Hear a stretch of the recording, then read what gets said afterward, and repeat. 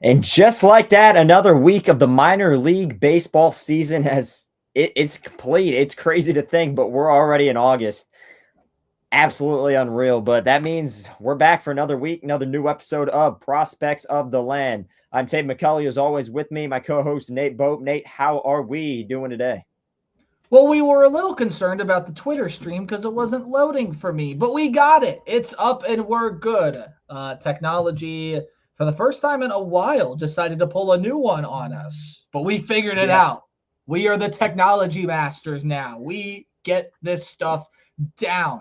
We're good. We're very busy.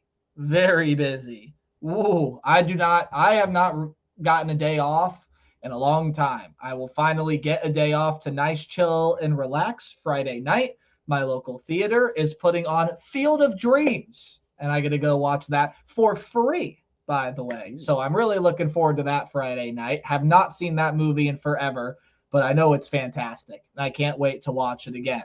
What's new with you? Nothing much. Got a lot of Hall of Fame stuff just ended. Got to go to a lot of Yep. that. Went to the game. Volunteered. Went to the Pat McAfee show on what was that, Thursday. Got to meet him, so that was pretty sweet. But other than that, just watching a lot of baseball and got to, starting up some high school football stuff for the season. Well, baseball is right around the corner for the Guardians today. They first pitch is scheduled for 7:10. So, hey, listen to the show while watching the Guardians game. Definitely could be talking about some newer pieces there. All right, Taven. If we don't have anything else, I mean, let's just jump into it. A lot of stuff to talk about today. Up and down week for a lot of the affiliates. We have a major league debut to talk about today, and of course, we're going to be talking about the trade deadline. We'll dive into all of that and more today on Prospects of the Land, as the Guardians have a very pivotal series with the New York Mets coming up here over the next couple of days. All right, for those of you that don't know how the weekly recaps work, we're going to do a little differently because Taven's going to take them from now on, and I guess now the stats guy. I've always been that, but now that is the official title. That should say the stats guy right there. Taven's going to run through what each affiliate did. I'll run through who the top performers were. We'll talk about it a little bit, and we'll move on to the next affiliate. We go from bottom up, starting out with the Lynchburg Hillcats, Mr. McCully. Boom. Yeah, Lynchburg, first half champions. It's been a rough second half. They find themselves 13-21 record, in that second half, and it wasn't pretty against Salem. You start out all right, 500. You drop Tuesday's game. You come back with a good win back on Wednesday, but then Thursday, obviously you lose 4-2. You lose a close one on Friday. Can't push across a single one. Saturday, you lose 6-3, and you give up 6 runs again on Sunday. So pitching staff really wasn't, on par with, the hitting, and when the hitting was on, and the hitting wasn't on with the pitching was on. So yeah, rough kind of 6 games there for Lynchburg. Yeah, and if you want to flash the graphic back up too, I'll point something else out there. You notice to your point about the pitching staff not being on, which I agree with, by the way, but I'm going to counter your point about the bats by saying for the most part, they really weren't on either, at least not in the run-producing mindset. After that first game on Tuesday, the offense just kind of went blank. There really was not a lot of offense. However, there were some good offensive performers, most notably from the new addition to the Lynchburg Hillcats, and Juniker Caceres. He was the only Hillcat to hit a home run this week, went 8 of 16 in his first ever low A at-bats, or single A at-bats, technically not low A. He batted .500 with a 1.404 OPS. Even stole a base in there as well. Welvin Francisca had a solid week, went 4 of 17 with 4 stolen bases. Not much else for Mr. Francisca. Backup catcher Logan Clark. Hey, he was doing some really nice things, went 5 of 14. That's a .357 average, drove in a run. Jeffrey Mercedes had himself a good week, plated 4, or I should say allowed 4 runs to cross off of his bat. So that's 4 RBIs, 7 of 17. That's a 412 average. He also had over a 1,000 OPS with a 1.059. So overall, though, Caceres came around to score thrice. Same thing with Ryan Cesarini. Welvin Francisca did get 3 runs across as well. Not a great walk to strikeout ratio for this team this year. A lot more strikeouts than walks. Francisca and shortstop Garrett Howe did a pretty nice job of it. And Garrett Howe did steal 3 bags after only getting on base once via his own bat. When you move on over to the pitching side, Taven, to emphasize your point about the pitching, man, are they missing Jogly Garcia or what? We really need him to get back there. Melquis Hernandez, it was double bump week for him, and he struggled a little bit. 9 hits, 5 earned runs, in a total of 9 1/3 innings of work over 2 games started. Naturally led the club in strikeouts this week. However, I'll tell you some starters that were on this week. Rafe Schlesinger, Taven, he's really figured it out from a starting standpoint. His last few starts have been magnificent. 3 hits, 8 strikeouts, just the 1 walk, and allowed nada as far as run production. Braylon Doty, we got back to seeing the Class A version of him. Did allow a run on 6 hits, but struck out 7 in 5 2/3. The batting average to opposing hitters doesn't look great, but the whip is pretty solid at a 1.06. And you saw Braylon Doty, maybe not at his highest form, but starting to get back to his grade A self. Bullpen up and down, as has been the case with Lynchburg over the past couple of weeks. Overall, you can take away some good performances, but you really need to start figuring out some roles that guys are going to play after everything that you lost, guys getting promoted, so on and so forth. It'll be interesting to see what sort of draft picks are going to get assigned to this team now as those guys start to sign and make their way through the ACL, and hopefully can come in here and provide Lynchburg with some good value. Overall, not a bad series. There were some really good performers. The results don't necessarily speak for how well at points I think the team played. But man, this is the team that's got to find a consistent bat. They have got to get Jogly Garcia back. It's been very quiet on the injury front for him. Really got no idea what's going on. Lynchburg's keeping that pretty under wraps. Other than that, Taven, again, you saw some ups, you saw some downs. Overall, not a horrible week based on what the results say, but you'd like to see them build some momentum towards playoff time. Yeah, like you said, I mean, I think this is just a building time for this Lynchburg team. You got a lot of moving pieces. You know, Ryan Cesarini, a guy that they just lost, and Nick Mitchell. So you're losing a lot of talent, but you got guys coming in. One of the biggest pieces we saw was Juniker Caceres. Came in, hit 500, and showing a little bit of power, too, with a home run. So got to love to see what he's been able to do early on for this Lynchburg team. Like you said, there's bright spots with the pitching staff, but, boy, they're missing Jogly Garcia. That's the ace of that team. We've been waiting for him, just even an update, on him. It seems like we haven't heard anything in the last, I don't know, month and a half. But you got a couple young guys stepping up. Rafe Schlesinger, a guy who's really figuring it out after a really slow first half. He's really stepping it up in a big way. Braylon Doty, he can string together a couple good starts here and there. So, yeah, I mean, I wouldn't read too much into a series like this. Obviously the results aren't where you want it to be. I think August, I believe for Lynchburg will just be, kind of a building period. But I just think time they get to September, that's when they're really going to need to be at full form.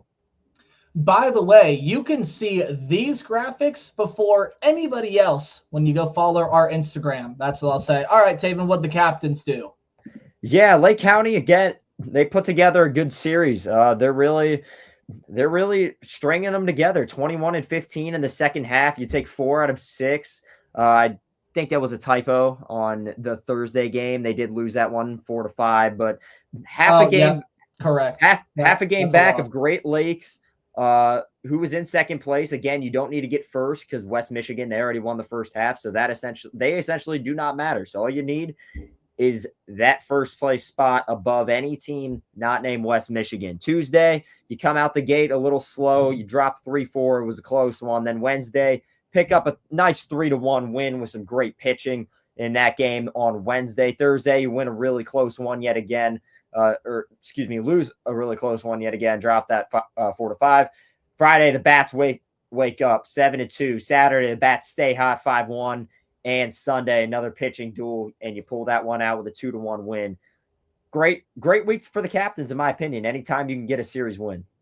Yeah, absolutely. Apologies for the typo there. I make these, and a little bit of an oversight on my part. Yes, they took 4 of 6. Take it away. I don't want to see my typo anymore. Esteban Gonzalez, Alfonso Rosario, home run hitters for the captains over the past week. We'll talk about one of those two guys here in just a little bit, but they had some pretty good weeks overall, even though Rosario struck out 10 times this past week.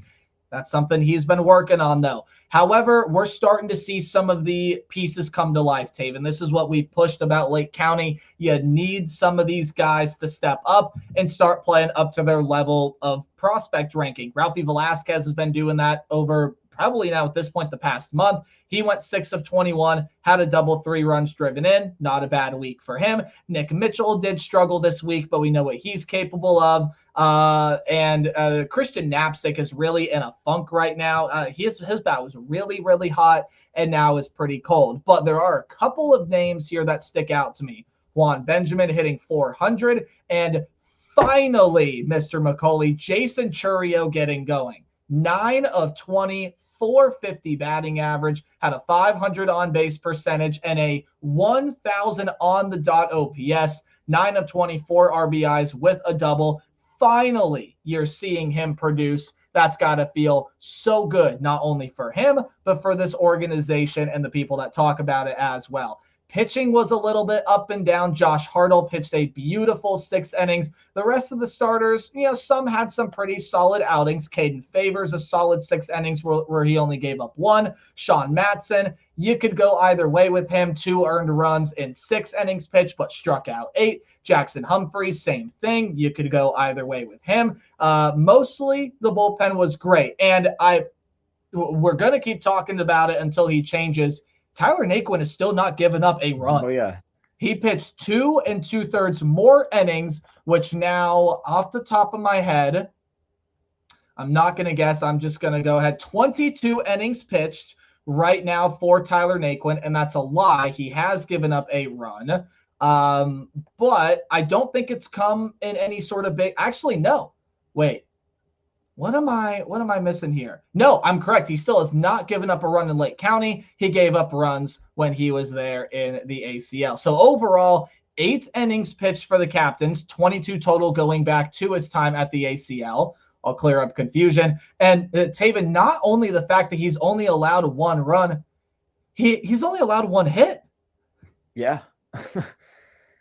Naquin, another one of those guys. It seems like anybody on that It seems like anybody on that Lake County team could just catch fire at any moment, and he's a great example of that. Naquin, he keeps playing like this. I think we could potentially. He's going to get to Akron. It seems like a stretch, but maybe at the end of August I could see it. But yeah, I mean, Lake County, you got a lot of the guys doing good things. Jason Churio, one of them, a guy who's been in a slump and has battled his fair share of injuries, but this is the guy that we know he can be. And I'll be talking about him a little bit later on in the show, but crazy 450 average. I want to say it was, 450 on the week. Just gotta love to see him getting back to where he was. And a big reason, I mean, we've talked about it. Him and Velasquez have to be the big guys on this Lake County team. And if they are, they're just going to be an insane minor league team with what these role players have been able to do. If those guys step up in a big way, which Ralphie has, and now it's Churio's time, I think Lake County is going to be in a really good spot. Only, half a game back with a month and a half left to go. Yeah, and taking 4 of 6 too. Great Lakes did duplicate that result, so that's why you do stay a half game back of that second place mark, which it seems like West Michigan is going to win that first half again, win that second half like they did in the first half, although Captain's technically only 3 games out of that spot. Now, of course, the one that matters is getting above Great Lakes and everybody not named West Michigan. I think the captains can push for first place. Again, you're starting to get guys produce. You're starting to get guys to pitch really, really well. And we'll see what happens with the captains down the road. But a great momentum building week as they stick it to the Wisconsin Timber Rattlers, who they played in the Midwest League Championship Series last October. Yes. Let's go now to Akron and Mr. McCauley. The Ducks, not that much of a struggle. So overall, I'd say it's a good series, but what say you? Yeah, anytime you get split with Erie, who has owned you for the past probably, I want to say 22, 23, 24 in this year. Yeah, so the last 4 years, they've kind of owned you. And anytime you can split with them, in my opinion, it's a win. I mean, I think this is the second time that they've split with them. They did split over that 4th of July series. So pretty good month of July against the Erie Seawolves. Record of 6-6. Not bad this series, but the Ducks really just have to start winning games. And a big part of that is with the Ozzy. He's back. You start things off Tuesday with a 5-1 win. The Bats are hot. They stay hot into Wednesday, 7-3. Bats weren't terrible on Tuesday. You put up 5 runs. That's a pretty good game hitting wise, but the pitching kind of falls apart in back-to-back nights on Thursday and on Friday, giving up 10-plus runs on both nights. Saturday, they lose one in a heartbreaker. Travis Bazana, game was tied at 5. 3-run home run to tie things up. But Erie able to just snag that one in extras, and Sunday bounce back with a big win, and you're able to tie this series at 3 apiece with a 4-1 win on Sunday. So overall, not a bad week for Akron. Yeah, absolutely. When you take a look, again, you mentioned the Travis Bazana bomb. Of course, the 3-run shot to tie it, only had one other RBI the rest of the week. Jorge Burgos continues to flash the power. He had a bomb. Same thing with Joe Lampe, and Tyrese Turner hit a home run. So a little bit of a surprise home run hitter there. But this week was about the guy that you mentioned, the Aussie, and the number 1 overall pick last year, Travis Bazana.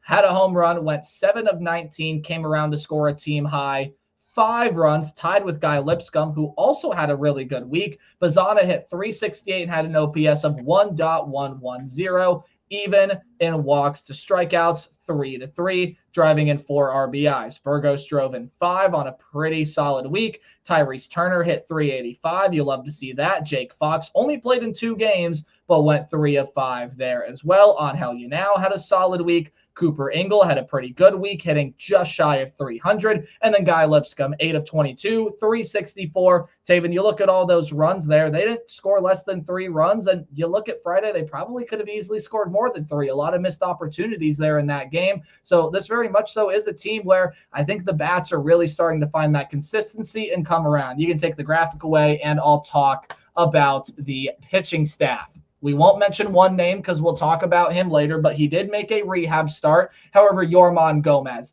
ever since he got called up to the AA level, has been massive for this Rubber Ducks rotation that lost everybody up to Columbus. He pitched in 2 games, only started 1 of them, but an 8 1/3 inning this week, 9 hits, only allowed 1 run, and it wasn't even earned. 8 strikeouts to only 2 walks.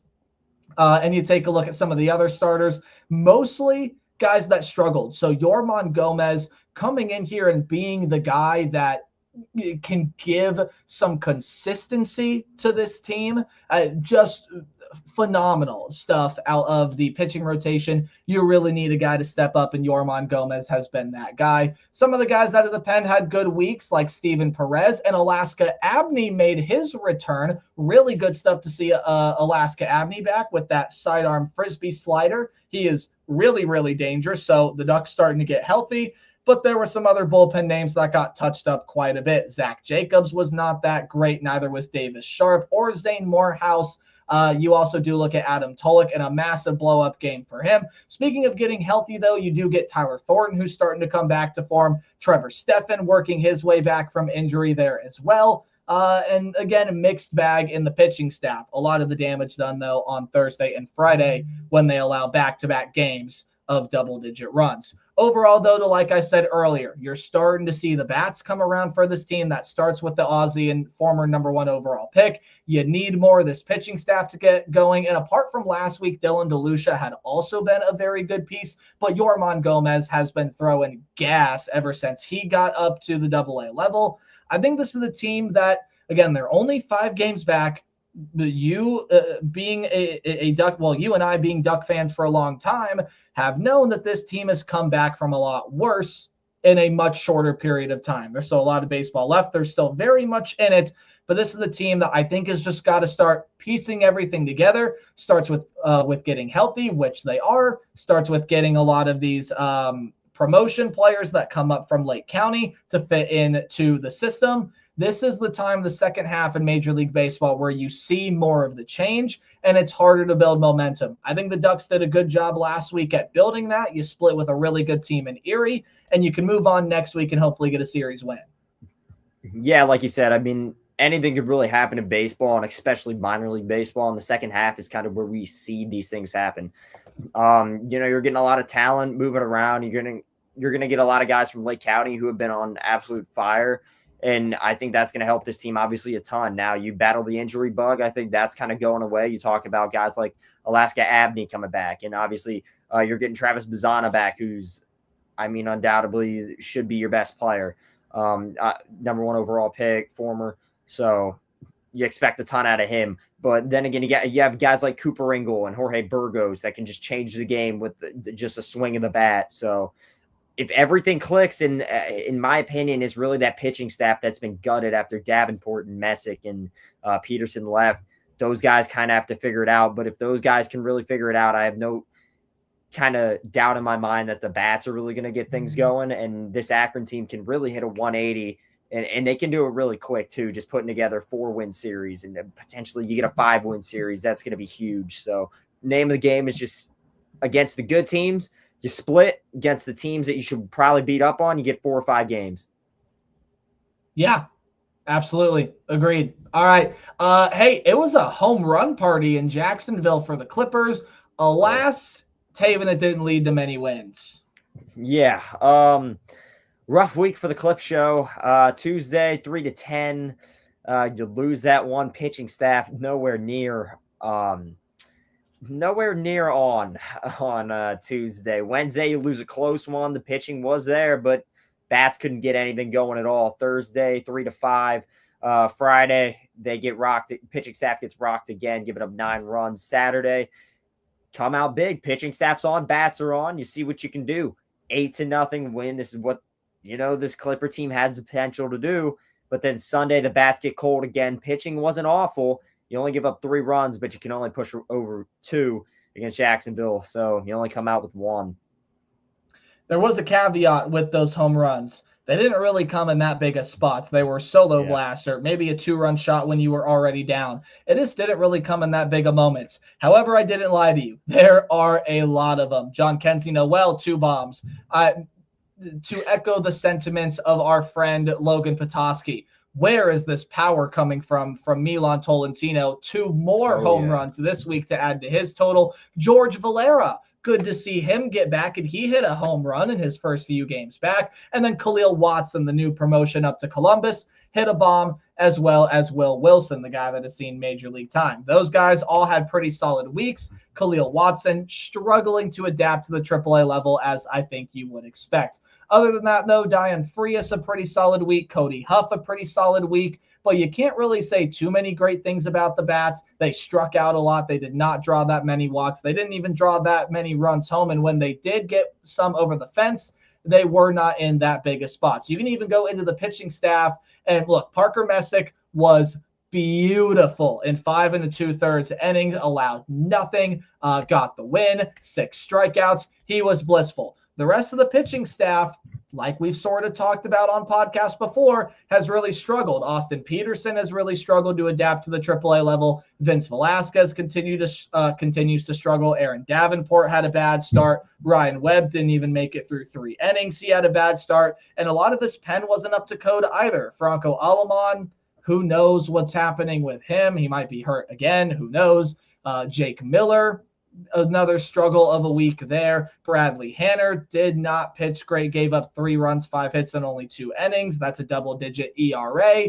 Now, there were guys that pitched really well, and you have to give credit where credit is due. Zach Kent, Matt Kruk, those are guys that did pitch pretty solid. But, I mean, overall, you take a look at this Clip Show team, and we really thought that this was probably going to be a pretty similar story to last year where, look, you had a lot of guys that are major league ready, but it's a little bit of a different story now. You're getting a lot of guys coming up from the AA level. You're getting a ton of guys that again, are the quad A players per se, Noel being one of them. Honestly, Noel kind of the only one that's down there right now as far as the stereotypical quad A player goes. I mean, Tolentino's been a nice surprise, but much like the Ducks, the Clippers have also been hurt and just a lot of inconsistency, albeit the Jumbo Shrimp are a good team. They did win the first half of the season, not for no reason.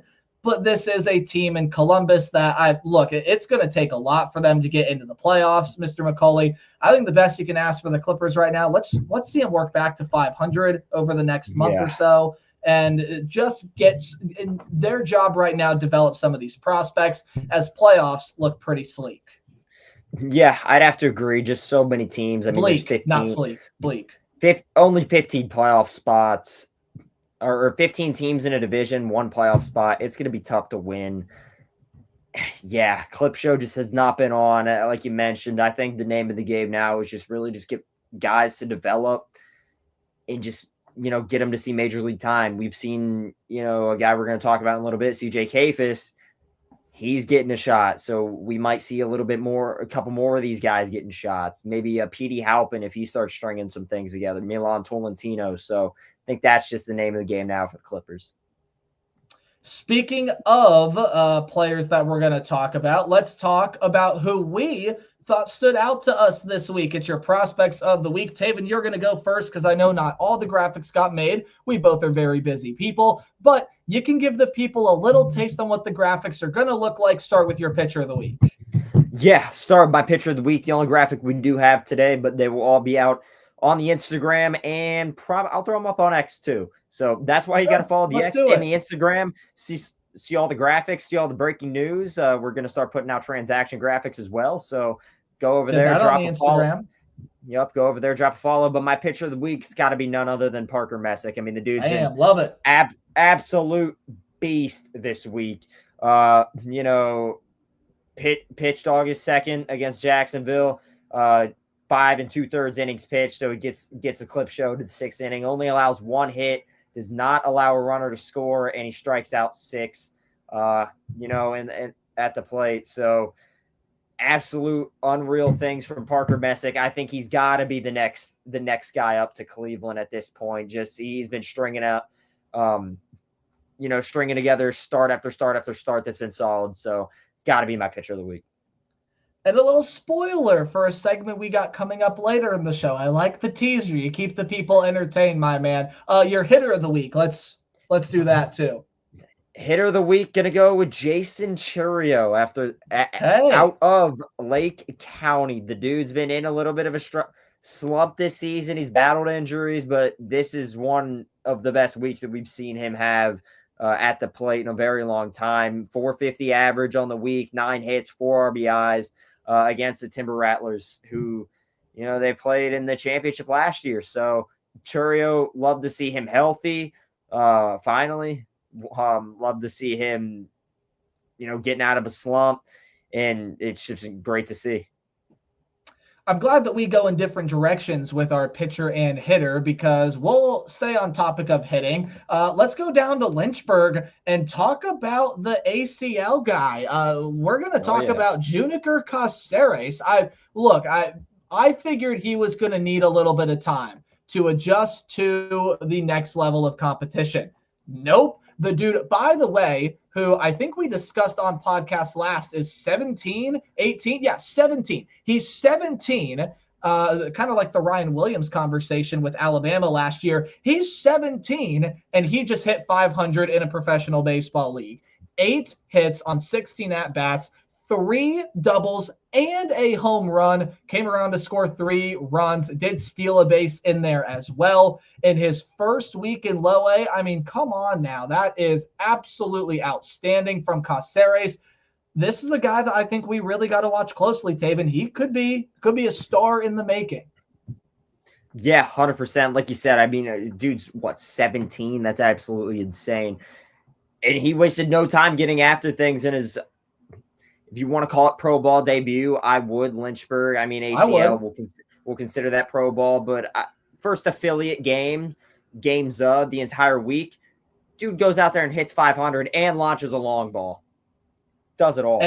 And Lynchburg hasn't seen many of those this year. Yorman Gomez, congratulations, sir. I raved about you earlier. Has been the one consistency, maybe outside of Dylan DeLucia, but I think over the past 2 or 3 starts, 2 or 3 rotations, Yorman Gomez has been the best starter in the works for Akron, and I think is deserving of pitcher of the week. Did come in, I believe, after Shane Bieber did his rehab start. 8 1/3 inning, 9 hits, 1 run. It wasn't earned.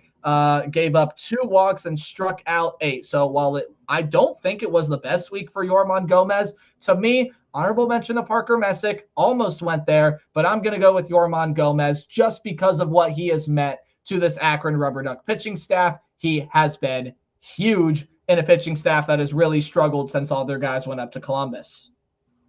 Yeah, for sure. He's been the one bright spot in that Akron rotation. I mean, a lot of these guys, they've been really inconsistent, even from the ace. I mean, Tommy Mace, he hasn't even been consistent. So Yorman Gomez, from the minute he's got there, he's been really consistent. He's been great for the Ducks, and got to love to see a guy really take a charge and kind of, in my opinion, taking that ace role at the moment. An update from Cleveland before we continue. Well, technically, it's an update from New York and Queens, but we are scoreless heading into the top of the 3rd. It's a pitcher's duel right now between Sean Manaea and Slade Cecconi. Manaea has only thrown 5 balls. Cecconi's only thrown 4. So it really is a pitcher's duel right now. The lone hit of the day has been surrendered by Cecconi. And, well, just one of the best hitters in baseball in Pete Alonso was able to snag that hit. Otherwise, nada. Nothing has been going offensively for either of these sides. Nolan Jones at the plate to begin the 3rd inning. Let's talk some transactions. Mr. McCauley, you throw the graphics up as you see fit, but we all know who to say for last. Oh, yeah. Yup. First transaction on the week comes from Lynchburg, where Ryan Cesarini, outfield prospect, gets the promotion up to Lake County. We all knew it was going to come eventually this season. Didn't really know when, but gotta love the move. I mean, a dude that's been, probably him and Tommy Hawk, the leader of that Lynchburg, definitely outfield, but maybe team in the first half. Drafted last year, finally gets a nod to Lake County. Got to love to see that. Here are Ryan Cesarini's stats on the year. I know we usually do weekly stuff, but let's look at him on the year. Oh, wow, you got him right there. Look at you go. 235 average, a pair of home runs, has driven in 41 runs, which when you compare them to the rest of the Hillcats players, you kind of wonder, like, okay, what makes this guy so valuable? I mean, his OPS is okay. His on-base percentage is okay. His batting average is okay. Well, 41 runs driven in is tied for the team lead out of everyone down there in Lynchburg up through this point in the season, tied with Luis Morejo and Welvin Francisca. So that's what makes Cesarini really valuable, is his ability to drive in those runs. Sometimes the captains are missing that. So I think he's really going to help him in there. And this move also, Taven, comes in conjunction with another one we're going to talk about coming up next. But I like the move. I think Cesarini deserving of the promotion. A little bit of an older guy while still being young. Can't wait to see what he does at the Lake County level. 100%. Next, like you said, kind of in conjunction with this move.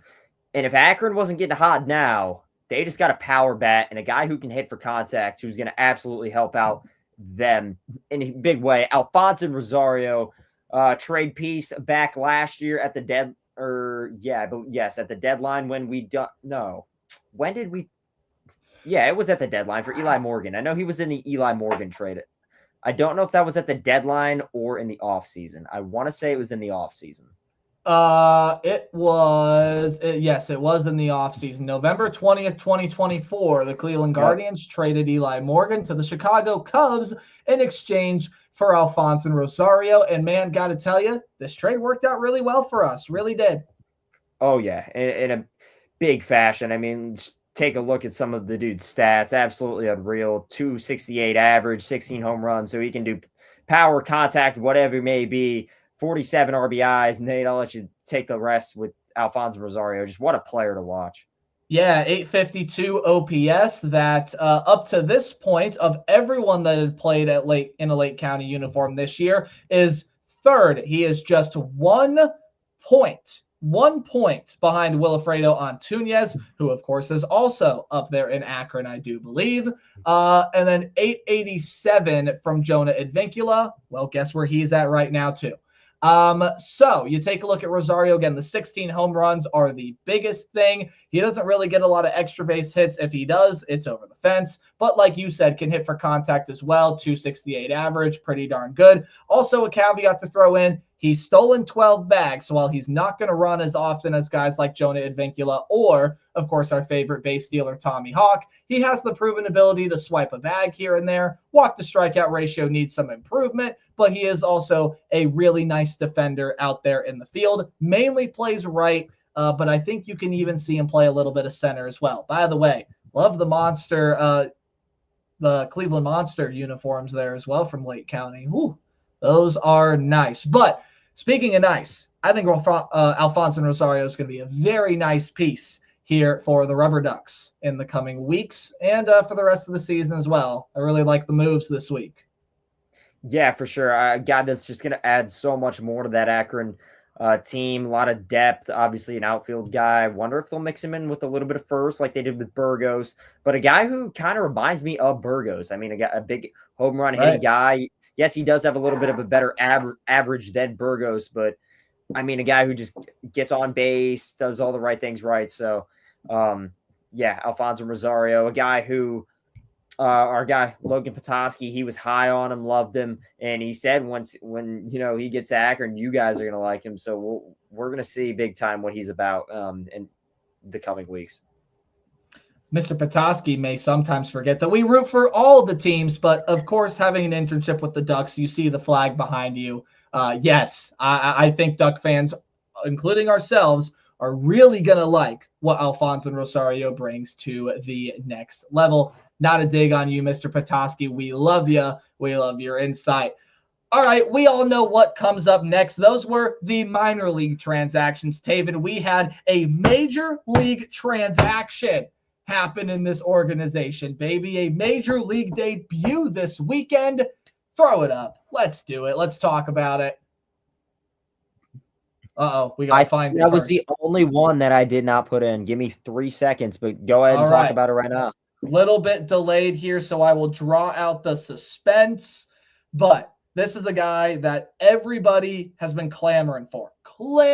And of course, we have sat here on podcasts before and told you, be patient. Maybe someone will get called up, but there's no reason to rush the development, so on and so forth, and all these other things that we have said on podcasts before. Scrap all of it now because we are really excited that this guy has finally come up. And Taven, this kind of happened, in my opinion, in conjunction a little bit with some of the trade deadline pieces, although not exactly, because it's not like you dealt off a position player and you're going to throw this guy in here. But do we have it, or do I need to keep talking? In 5 seconds, we'll have it. Okay. We can do a moment of silence. We can do a moment of silence for Tommy Hawk because he is on IL right now and has not gotten that big of an opportunity with the Captains. We love you, King. We hope that you will get back to swiping bags and hitting some baseballs, doing what you do best here really soon. But okay. It says we've run out of storage, so I just deleted 4 graphics. Give me 1 second. I think we all know who it is. Anything can happen in a live show. All right, I built the suspense up enough. Once we get the graphic going, we'll throw it up because it is a really clean graphic. 2. And CJ Kayfus. Woo! There we go. It took long enough. My goodness. Yes, CJ Kayfus debuted in Cleveland this weekend. I mean, Taven, before we dive on into the specifics, how excited were you to see this? You let me know first. You saw it before I did. What was your excitement level? Because the last time I remember, let's answer this question. And anyone in the chat right now, answer this as well. When is the last time you were this excited, all circumstances encompassing, about a prospect coming up to the major league level for Cleveland? Maybe not since Jose Ramirez, which I know is a very lofty comparison, but I'm just talking about pure excitement based off what he can do. That's a good question. I'm personally, for me, it would be Cade Smith, just because I saw what he was capable of in the minor leagues. Okay. Now, he is a closer, a guy who doesn't really play every day, but I was really high on Cade Smith, really high on a position player. I don't know the last time I was this excited for a CJ Kayfus to come up to the big leagues. Yeah, I think I would echo your sentiment. And with a pitcher standpoint, I mean, you're probably looking at a guy like, why can't I think of the name right now? Walters. Probably thinking of Andrew Walters, who was getting a ton of hype coming up. You know, he was in Akron. Well, enjoy him while he's here. Then he got to Columbus. Well, enjoy him while he's here. Eventually made his way to the big leagues. That was kind of the sentiment about CJ Kayfus, but it was really up to the organization on when they were finally going to bring him forward. Well, Taven, it happened, and this is what he did. He's getting the day off today. David Fry is in that DH spot, but CJ Kayfus is going to be brought up to play in the outfield. Maybe he'll get some time at first base, but I doubt it with how crowded that room still is, because they kept Carlos Santana over the deadline. And of course, you're going to keep Kyle Manzardo. But this is a CJ Kayfus guy that, I mean, overall, do you have his minor league stats up, or were you too busy adding that one? It's not, if not, it's okay. We got it. Okay, pull him up. So this is not only his AAA stats, I believe this is his full minor league stat sheet. 300 average, 14 home runs, 54 RBIs, which, as we've talked about before, Taven, is maybe the one thing that he can improve on, is driving in those runs, but did it in Cleveland. His first at bat, fielder's choice RBI. 929 OPS in the majors. I mean, the numbers speak for themselves, Mr. McCauley. There's no every reason on why everyone was so high on this guy coming up. Yeah, absolute machine. I mean, every single level. Lake County was absolutely unreal. Then he goes to Akron. He's there for, the last half of last season and a little bit this year. Dude was unreal. I mean, he could do it all. Power, contact. We were raving about him in early April. It seemed like it was just video game numbers. And the only gripe that we had with him was maybe runners in scoring position. No, he's been able to do that too. And we saw it at the major league level. Right. Be able to just get hits with guys on bases. That was first hit was a double. So a guy who can really do it all. I mean, he's not the quickest dude, but yet again, he can run the bases pretty good. He could steal a base if you really need to. Does everything right. It has a good eye in the box. Just everything. I mean, it seems repetitive, but a guy that we've seen been able to do everything at every level, including AAA. And I mean, any prospect that gets to the major leagues, they're not gonna be insane by any means off for it. Now there are a couple guys that are, but I think Kayfus is gonna have no problem figuring it out. Yeah, absolutely. And I mean, again, the excitement level, sometimes you just can't contain it. I think guys should be really, really excited. Rightfully so, right? I mean, this is an organization that, I'll get on my soapbox a little bit. This is an organization that people, including myself, have been clamoring for, to call these guys up before their service time allotment to just see what they're made of. And, well, we're going to get a really good look at CJ Kayfus. I think he's going to be up here for quite some time. I really do think he's going to be up here for quite some time, as they did send – who'd they send down for him? Was it Wilson? I saw No, Tim because Wilson was Herron. already down there. Yeah, that was right. Tim Herron. Tim Herron, and then they signed, I believe, somebody too. Right. So let me pull that up real quick on who it was. Oh, Jonathan Rodriguez is who they optioned back down to Columbus. I didn't know he had options left, though. Yeah, well, that might be his last one. So the next one could be the DFA. So I'd assume so. Yeah, I thought I would assume too. DFA point. And Carlos Hernandez was activated to the 26-man roster, and they optioned Tim Herron. That was because they signed Carlos Hernandez, who I think likely, depending on how this game today goes against the Mets, we see today. I don't know if we've seen him at all. I don't know if we saw him at all in the Minnesota series. We have not yet. Yeah, so based on how things go today, you could see him. I don't believe he was that player to be named later from the Detroit trade, which we'll dive on into in a little bit. Hopefully that player to be named later is Tariq Skubal, but where there is delusion, there is hope.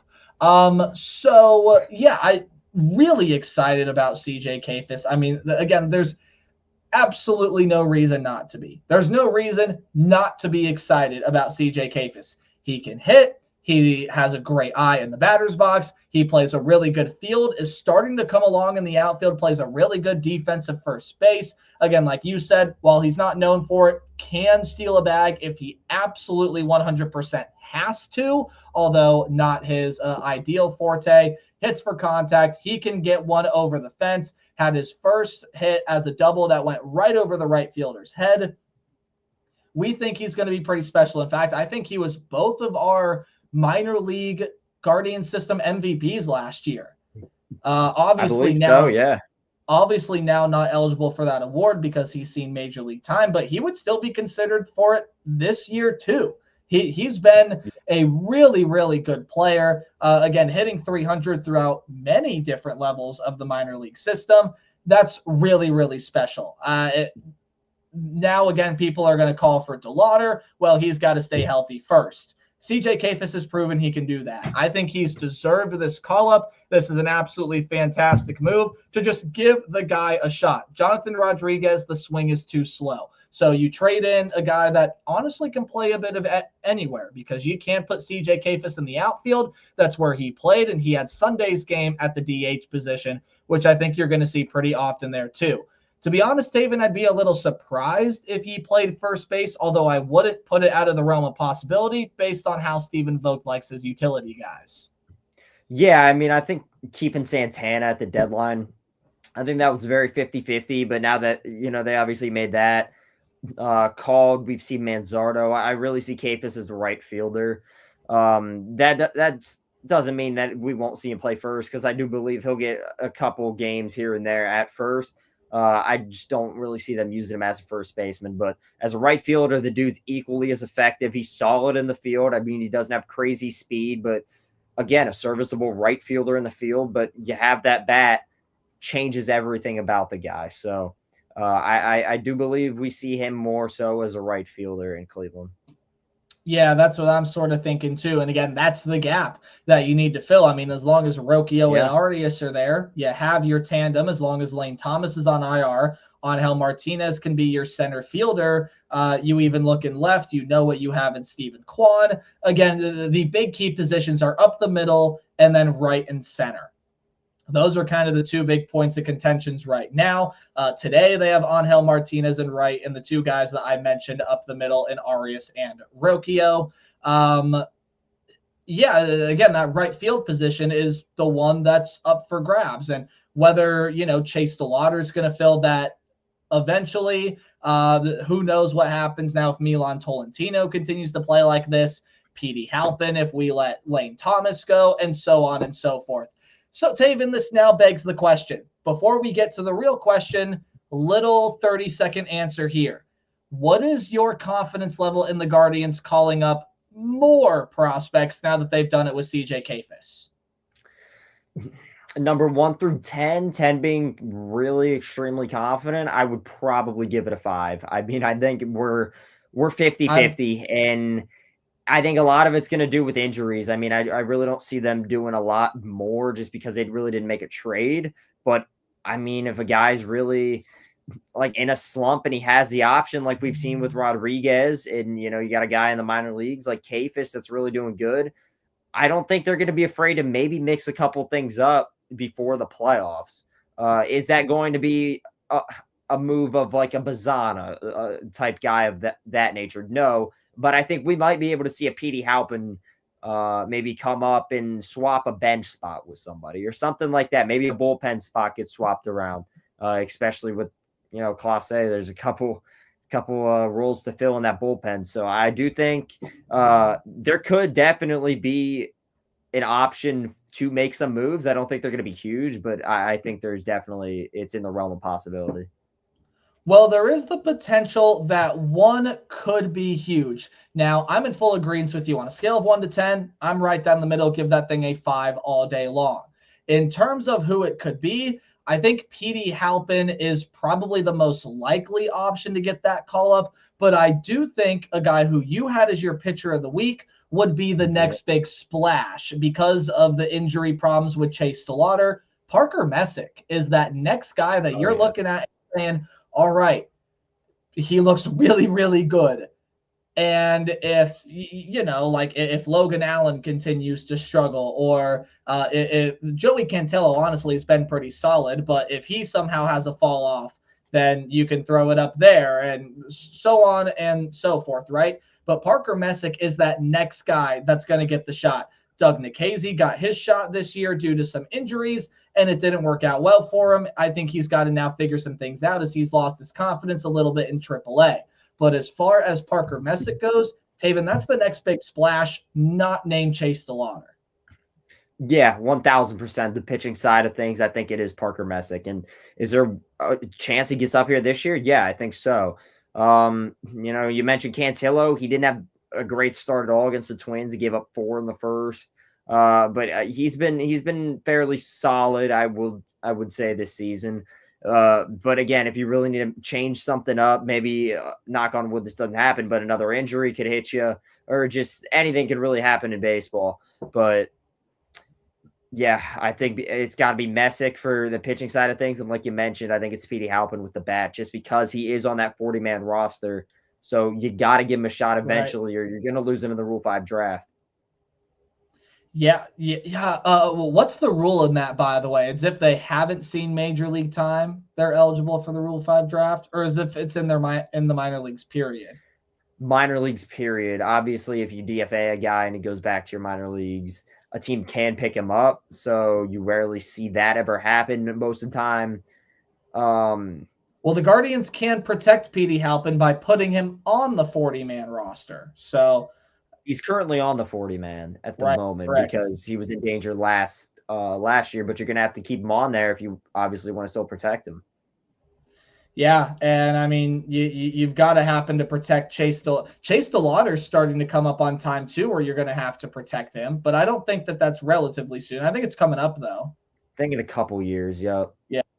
But we think that he's going to see big league time before then. We'll dive on into the Rule 5 draft once we get closer to that time. Again, we live streamed it last year. Hopefully looking to do the same thing again, depending on date and time and all those fun things. So we've answered that question now. Let's talk about the trade deadline. Really excited for CJ Kayfis. Hopefully he gets things going, and we're sitting here talking next week about sort of the same conversation we had with Angel Martinez, and that CJ Kayfis proves he's an everyday player. Keep him in Cleveland. We've seen enough. So let's now talk about the trade deadline. Taven, a little bit of mixed bag from some of the Guardians faithful, but I'll use a word that I don't use very lightly, Taven, and I'll use the word casuals. I think will be very upset by this trade deadline. I think when you take a look at everything, I like what the front office did. I really do. Yeah. Looking back on, obviously in the moment, it sucks losing your ace. It sucks losing your all-star MVP, Cy Young Award winner, and Shane Bieber. But you got to look at the facts. You're paying a guy $12 million to not really play for you at all. I mean, the dude's always kind of hurt. So you obviously a front office who they've never really paid anybody outside of Jose Ramirez in the last how long. So what do? You dump him and you get extremely well value you get a guy of the name of Cal Steffen.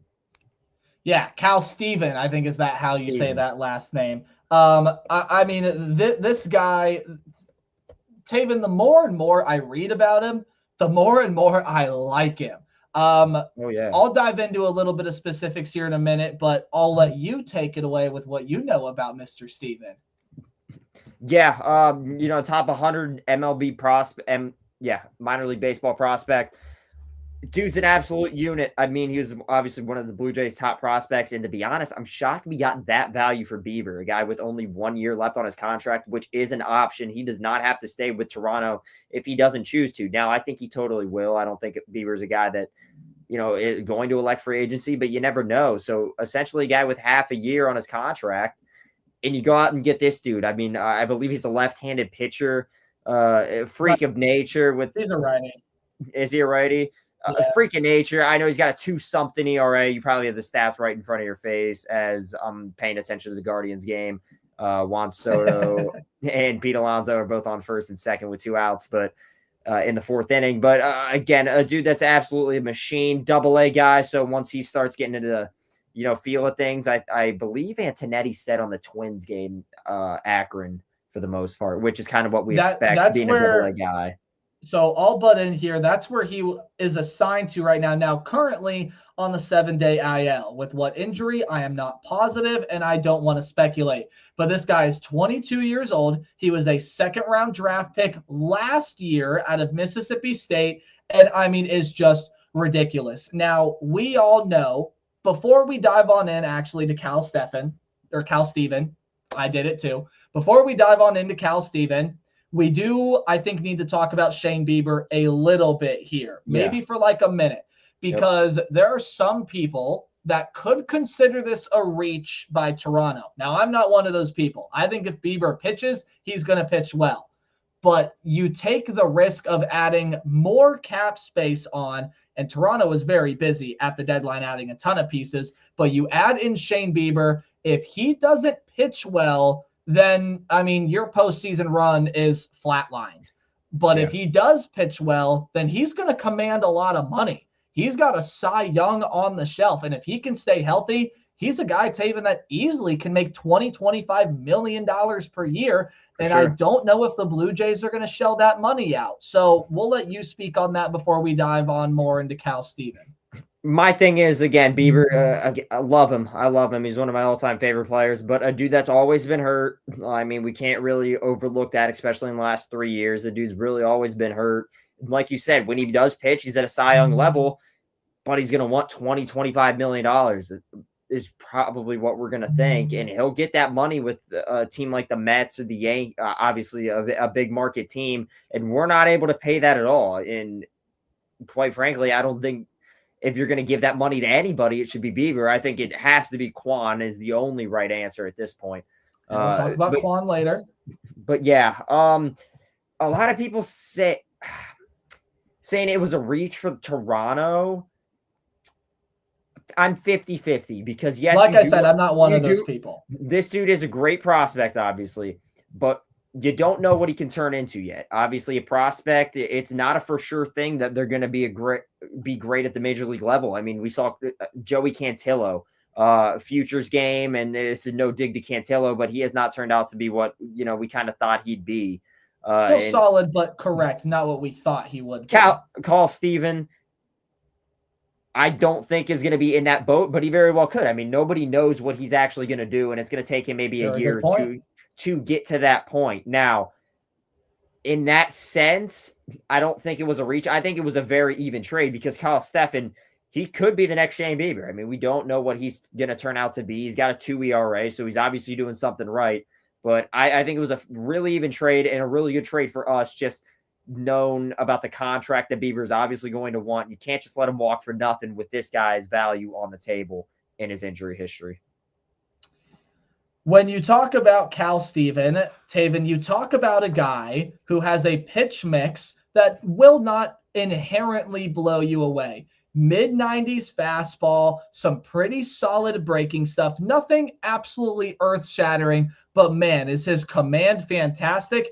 And you look at his pitching regimen, It is exactly what Cleveland has had massive success with developing in the past. Cleveland is known as a pitching factory for a reason. They develop pitchers really, really well. And you bring in a guy that already is really talented too. I mean, albeit, let's give Toronto some credit. They've developed some pretty good pitchers in their time, not like Cleveland. Cleveland is a pitching factory. And you bring in a guy who was top 5 in the organization in terms of your prospect list in Toronto over here. I mean, Steven can rival Parker Messick. He can rival Austin Peterson. He can rival Aaron Davenport and some of these other big name arms that we have in this organization right now. You were correct. I do have the stat line right in front of my face. Again, this is just his first season in professional baseball, and he's already made his way up through 3 different teams. He started at the low A level, pitched exceptionally well in 7 games, and they moved him up to the high A level, where he pitched even better in the high A level. Now only pitched 1 game at Double A New Hampshire for the Fisher Cats, and it was a blow-up start. Okay, no biggie.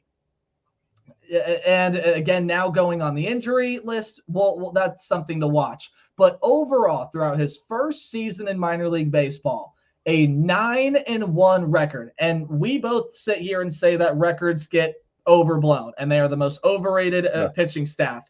But man, it's hard to argue with a guy that goes 9-1. That means he's putting up quality start after quality start. He has started 17 games and pitched in 18. That's notable. We'll come back to it later. 91 2/3 innings, 65 hits, 24 runs, only 21 have been earned. That's an ERA of 2.06. Has only allowed 5 home runs, has only hit 2 batters, has only walked 18 batters, and struck out nearly 100. Oh, and the batting average to opposing hitters is a 196. Now, you throw in that extra game that he came out of the bullpen. Taven, what did he do? He recorded a save. Yeah. Dude, that can, I mean, if you need him in that role too, might as well. I mean, he's going to be a starter at the big league level, but fascinating that the one time he comes in from the pen, he just gets the save casually. Yeah. It might be, I mean, we haven't obviously seen a pitch for us yet, but I'm throwing I'm real high on him. I would probably say Messick, Davenport, Peterson, and then I would probably go with Carl Steven in my top 4 pitchers in our minor league system that I'm high on. I wonder if they've updated the top 30 and included him in it. They have. So the top 30 is up, and I said the top 30 is updated after the trade deadline and such. Cal Steven is the highest rated pitcher in the organization now. He is 7th. Braylon Doty is 8th. Parker Messick is 10th. Andrew Walters 15th, but he's already seen major league time, so whatever. Joey Oakey is there at 16th, and then you can keep going down the line, so on and so forth, whatever.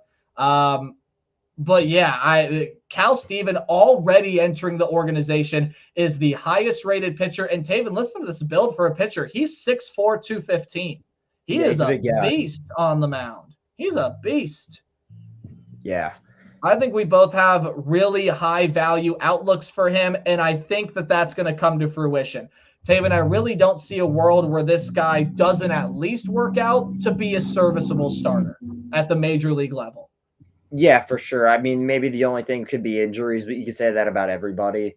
Yeah, if he really just stays healthy, I think he can make a real case of starting in Columbus next season if he puts together a strong campaign for the month of August and September down in Akron.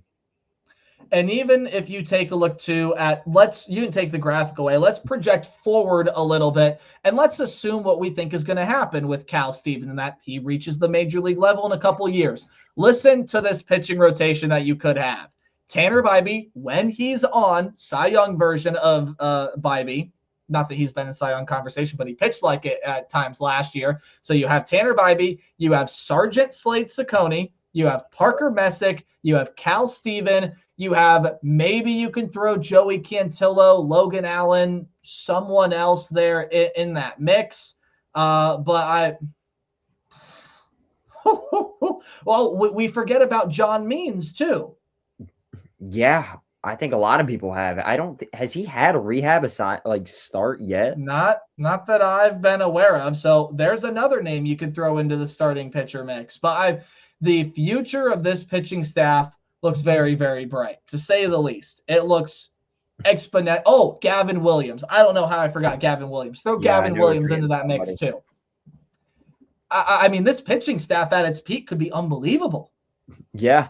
And then you got two other guys in, not Messick, Peterson and Davenport, who, if they really find out what their stuff, and then again, Nikhazy and Webb, if they start to step up in the right direction, you got those guys in conversation too. We are midway through the Guardians and Mets. Guardians have their most productive offensive inning, but it came with 2 outs, and it ends with a goose egg. We're still knotted at goose egg, so still a little bit of a pitcher's duel, but the offense starting to come around for both sides. Bottom of the 5th will be coming up here shortly. We have one more topic to discuss. Very minor trade. Paul Sewald gets flipped to Detroit for a player to be named later, who, to our knowledge, has not been named yet. I think Carlos Hernandez could have been the guy, but I think he got traded to Detroit, and then Detroit let him go, and we signed him. I would fact check that, because that could be what happened. I know he pitched with Philadelphia this year. It was one of the Pennsylvania. That's correct. The Phillies. Okay.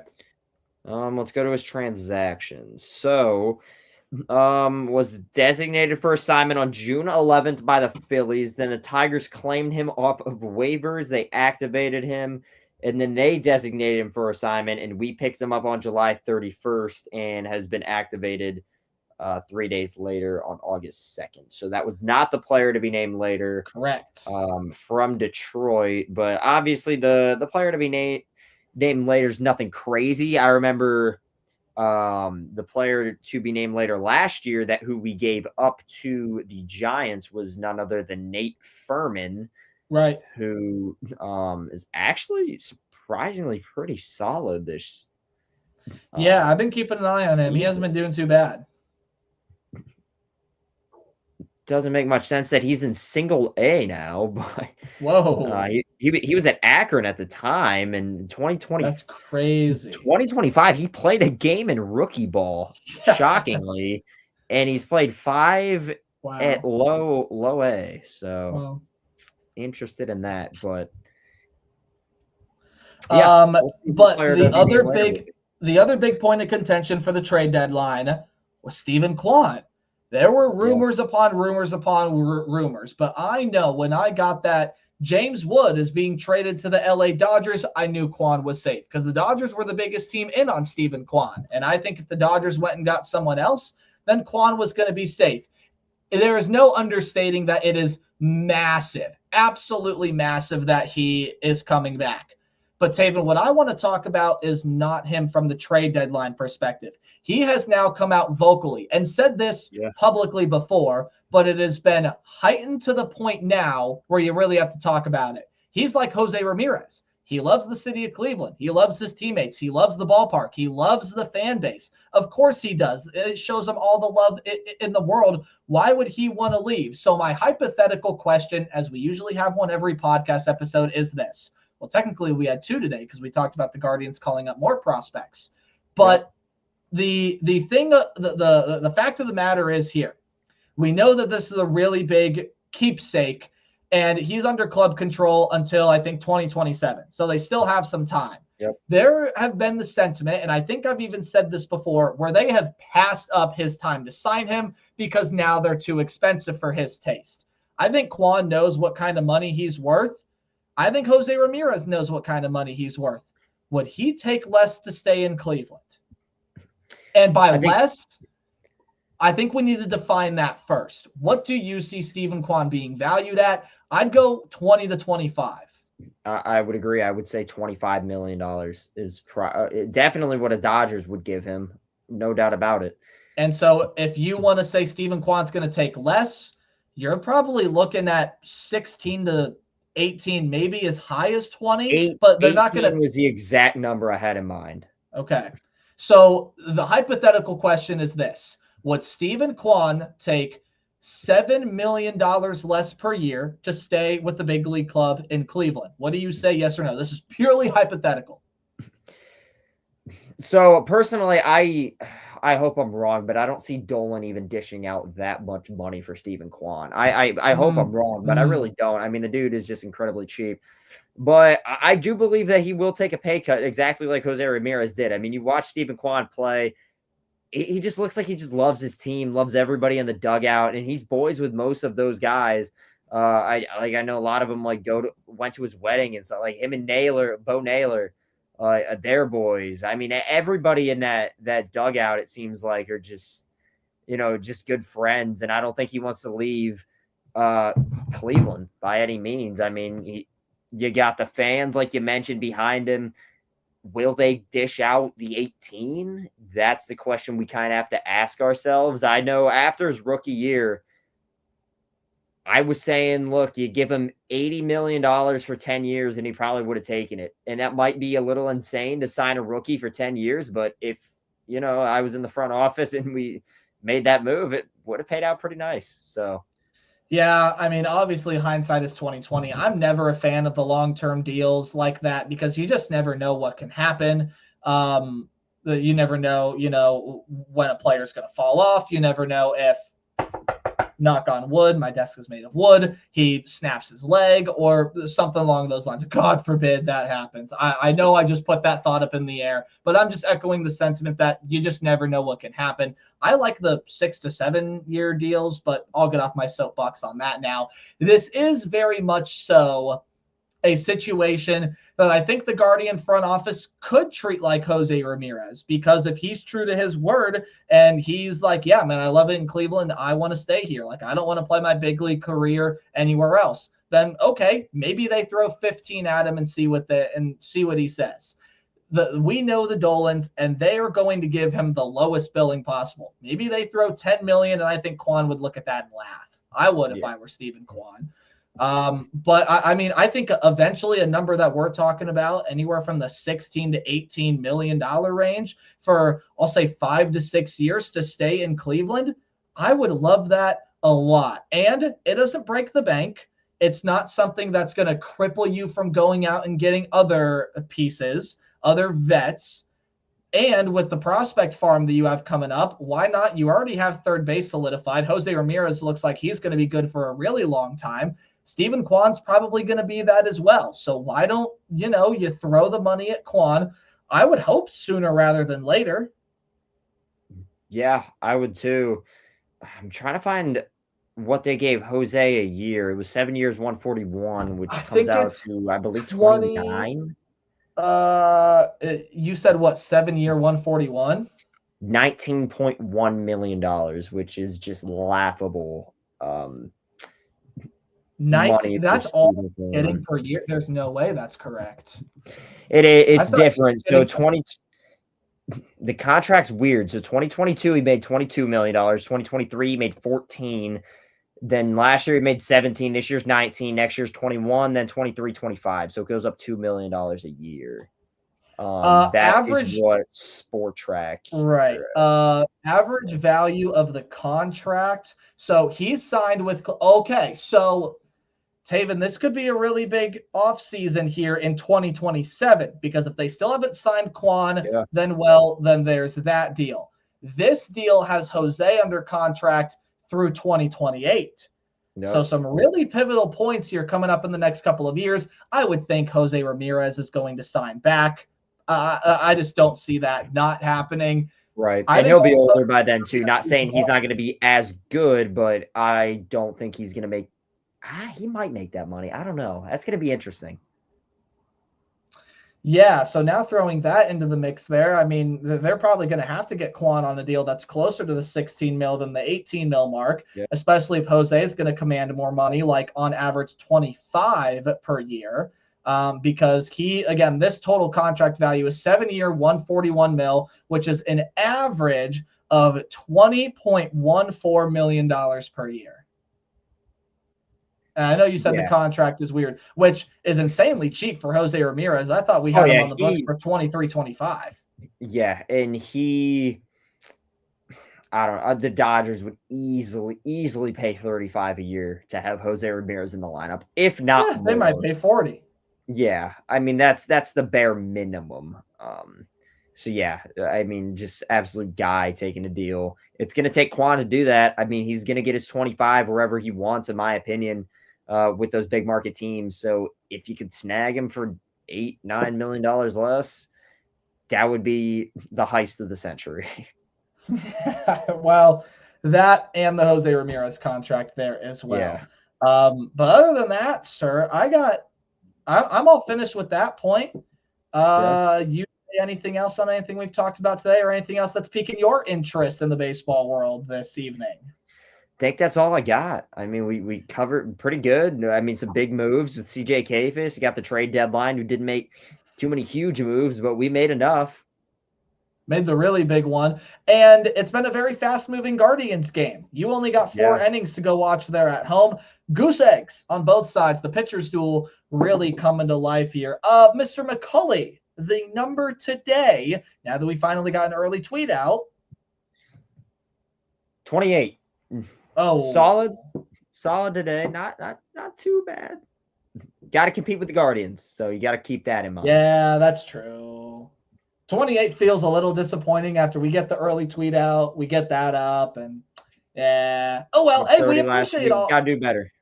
Hey, we appreciate all 28 of you joining. And please tell all your friends. Go follow the Instagram. Go follow the Twitter. You'll figure out where to do that at the end of the show. Enjoy Guardians baseball. Really pivotal week on the road against the Mets. If they can take some, even a game or two in that series, that's absolutely huge.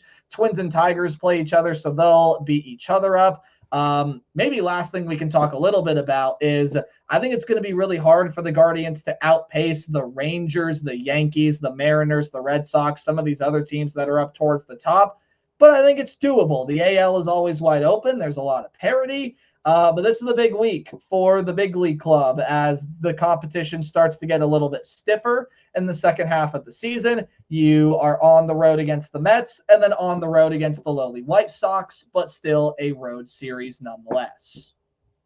Yeah, I think it's going to be tough. The Rangers I'm not too scared of, but the other 3 teams, I don't think you're catching the Yankees by any means. Well, I guess the White Sox are above the Yankees. The Yankees. Okay, Reds. I was going to say the Yankees just got swept by the Marlins, so I think teams could catch the Yankees. Yeah, but I mean the Yankees obviously they play good baseball too. I think you're chasing Seattle, even though they're a half game back. But against Seattle's a really good team too, so they're playing. And we still have a series. We still have a series against Seattle at the end of August, looking to go to a game. So. Yeah, you got the Rays coming up too. They're in that race. They're only 2 games back of the Guardians. You got Texas in there too. So you're playing a lot of the wild card teams in this upcoming month. Huge series, man. I mean, huge. Yeah, it's going to be tough to keep pace, but it's certainly possible. You're only 3 out with a month and or 2 months ago, I should say, for MLB. All righty. Well, that's going to do it for the podcast today. We got to get schedules. Oh, why do I always forget? Hey, is the pitching? I know. Let me check. We all got stuff. Is the pitching rotation out though? Hey, and the Guardians have runners on first and second. Nobody out top of the 6th. We're doing it. Guards Pro. Guards Insider. Guards Insider puts out the pitching rotations. We have nothing, but I'm sure if anybody's curious, the second will end the stream is when it will drop. So just head over there. Yeah, stay tuned to Guards Insider. Knowing our luck, that usually is how it happens. That's been my luck with podcasts in general. Even when I did it at college, there would be some breaking news that would come out after we'd get off the air. It was nuts. Hey, go watch Jose Ramirez's at bat. Taven, get him out of here real quickly. 1-0 to Jose Ramirez. Runners on first and second. Nobody out. Oh, 2-0. What was that? Cut out a little bit. Oh, I said get the people out of here. They need to go see Jose Ramirez give the Guardians the lead. Knock on wood. Hopefully that happens.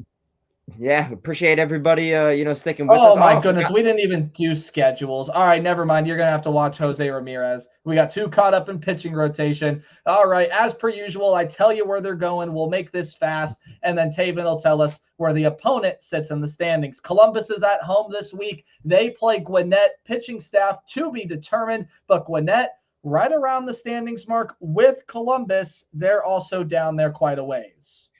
Yeah, Gwinnett, not great. Obviously, this season they've had their fair share of struggles. 2 games under 500, 15 and 17, 10.5 back of that playoff spot. Columbus, 13 out, not looking the best, but you can build on some momentum and get guys, their progress going in the right way. Gwinnett overall 44 and 63. You move down to the Akron Rubber Ducks. It's Dylan DeLucia on the bump on Tuesday with Trenton Denholm, and then Rorik Maltrud, and the pitching rotation follows at suit. Early game for them to start off this August homestand against Chesapeake, the newly rebranded Bowie Bay Sox, who have also seen their fair share of struggles, but started to turn it around here in the second half. Yeah, Akron 14-19, not the best. Chesapeake does sit under them 12 and 21. They're the worst team in the East. Never mind. So it's the opposite. They had a good first half and they're doing horrible in the second half. Got it. Yeah, they're the worst team in the Eastern League, 7 out of first place, which is insanity. With a 12 and 21 record, you think they'd be much more out of first, but only 7 back. And everybody in that Eastern League Southwest division has been it's crazy. I mean, the second best team is Erie, and they're 500. Richmond got 3 teams under 500. The only team above 500 is Altoona. Jose Ramirez moves the runner over to third. We got 2 teams left to tell you about. Lake County pitching staff to be determined on the road against Dayton, in a series where the captains can build some more momentum, as the Dragons have been the Midwest League's, well, I should say one of the Midwest League's worst teams this year. Yeah, you have to build momentum this week. This is where it starts if you really want to get that first place spot. Technically, that first place spot. You're half a game back of Great Lakes. Dayton, dead last, 11 and 22, 11.5 out of first. So you really got to start to build some momentum. Yeah, and hopefully pass Great Lakes and get into that playoff spot. Martinez to second on a wild pitch. It's second and third, 1 out, top of the 6th. David Fry at the plate. And then for the Lynchburg Hillcats, pitching staff to be determined. Last time they played Carolina at home, it was a 6-game sweep. Going to be harder to do that on the road here, as Lynchburg has really struggled in the second half, but that's who they play on the road against the Mudcats. Yeah, Mudcats, they've been still on their tear. Their first place, 20 and 13 record, sitting at the top of that Carolina League North division. Not comfortably, though, as Fredericksburg, they're on their tail, only a game and a half back. Okay, very good. Now we will send all of you fine people out of here. David Fry at the plate on a 1-1 count. So, number gone up from 28 at all? We've been on the air for quite a bit longer. We're stuck. 28. That's fine.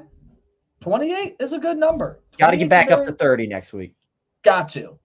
Please tell all your friends. I'm going to text the link out to everybody. Meant to do that before the day and got busy at work. So, either way, go enjoy some Guardians baseball. Hopefully they can pull out this win over the Mets. And we will look forward to talking to you all next week. Taven, as usual, get us out of here. I'm going to go make grilled cheese and tomato soup. Appreciate everybody sticking with us today, all 28 of you. And for the last year, meant to bring this up earlier, but the podcast has officially 1 year. It was July 29th, I believe, when we were live the 28th. So it was the day after our last show. Meant to, say something then, but yeah, 1 year, Nate. It's crazy that we started this. Isn't it wild, man? And I know we don't do much during the off season, but that's crazy how time flies, because we were picking it up like right after the draft last year, and figuring out how to run this whole thing. Obviously, we had the help of Kevin Sleds, formerly at Believeland, and now we got stuck on our own this year. I think it's turned out pretty okay. Oh yeah, I've been having there. great time with it. Appreciate all the people sticking with us always. It's been fun. Yeah, we appreciate all the support from everybody. A lot of the other content creators out there as well. Some of the team photographers, video makers, commentators, and Guardians Prospective. We really appreciate you if you're watching the show, my man. 1000%. But and there's the run. David Fry RBI single. The Mets get deep fried, and the Guardians are up 1-0. There it is. We'll get everybody out so we can go hopefully enjoy a nice Gardos win over the Mets. Absolutely. But, appreciate everybody sticking with us, and we'll see everybody next Monday at 7.